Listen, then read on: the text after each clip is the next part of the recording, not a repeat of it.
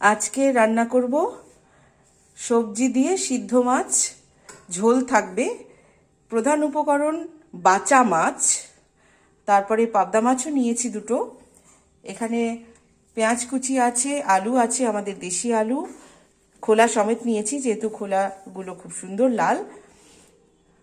Copy, ফুলকপি আর পেঁয়াজকলি নিয়েছি। আর এখানে যে মশলা পেস্ট করে দেব সেখানে আছে লঙ্কা, পেঁয়াজ, রসুন, আদাটা কুচিয়ে নিয়েছি, আর টমেটোটাও কুচিয়ে দেব।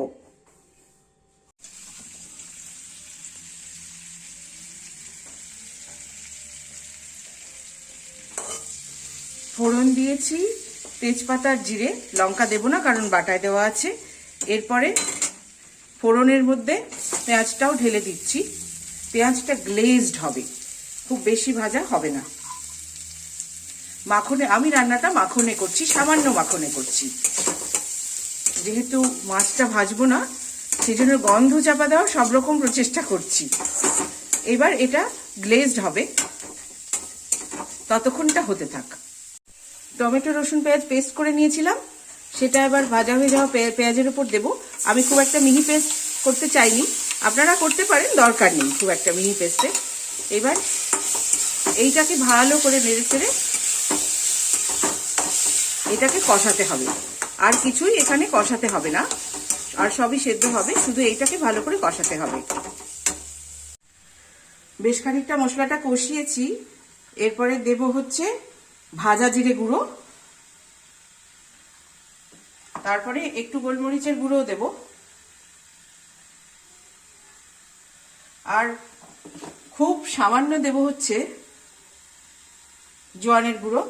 এগুলো সবই ফ্লেভারফুল করে তুলবে রেসিপিটাকে।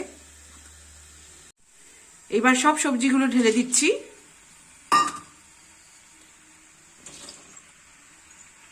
এবার নেড়ে নেড়ে মিশিয়ে দেবো সব সবজিগুলোকে মশলার সঙ্গে।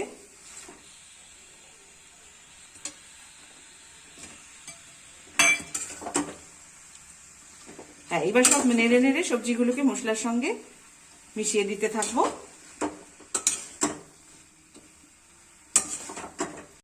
ভালো করে নেড়ে চেড়ে মিশিয়েছি। এবার জল দিইনি, ঢাকা দিয়ে কিছুক্ষণ রান্না করব, একটু তুলে তুলে নাড়তে হবে। সবজিগুলি বেশ কষিয়ে এবার জল দিয়ে দিচ্ছি, মশলা ধোয়া জল দিয়ে দিলাম। এবার ঢাকা দিয়ে সবজিগুলিকে ফুটতে দেবো। আঁচটা এবার একটু বাড়িয়ে দেবো, এতক্ষণ আঁচ কম ছিল।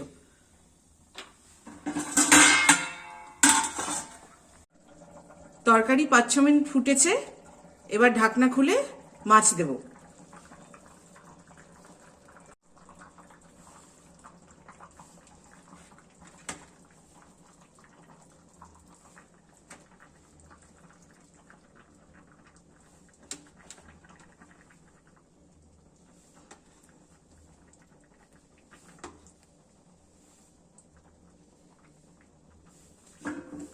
মাছ দিয়ে ঢেকে দেব।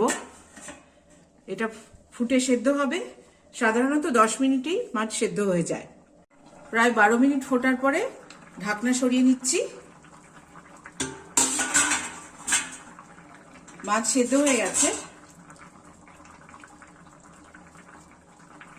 এবার গরম মশলা দিচ্ছি, তারপরে নামিয়ে নেব।